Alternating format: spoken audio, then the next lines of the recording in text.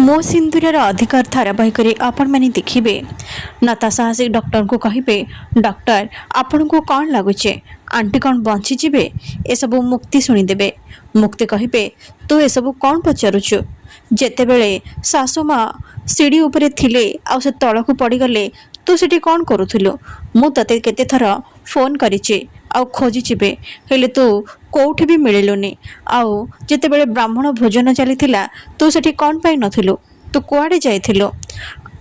नताशा कहे माही तू ये सब कौन कही जाऊचु तू मो उपरे संदेह करुचु।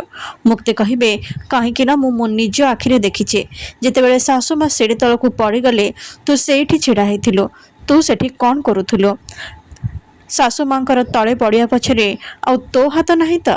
नताशा कहे माही तू सब केमिति कहि पारुचु मु मो पास्ट बहुत गुड़ाए कथा को भूली जाइए मु डॉक्टर को सहित कथा होउथिले आउ सेथिपई मु टेंस थिले आउ मो देहटा भल न लागुथिबारु मु से सीढ़ी पाखक आसी किंतु आंटी हठात से केमिति पड़गले से विषय मु कहि परिबिने किंतु हाँ मु पछकू देखिला बेलू से तले पड़ते किंतु सत कहूची माही एसबू रे मोर किछि भी हाथ नहीं मु आंटी को बंचे पारलिने। मुक्ति कहे तू सत कहूचु। नताशा कहे मु मिछ कहीं कहे धनश्री आंटी तलकू पड़गले हेले मु किछि भी करि पारलिनी एसबू लाली शुणीदेवे आउ लाली आसी नताशा को एक शक्त चापुड़ा मारिबे। नताशा कहे मु कौन कली जेजेमा। लाली कहे धनर ए अवस्था पाई तू दायी तोरी पाई आज मो धन मरण सहित लड़ाई करुचे।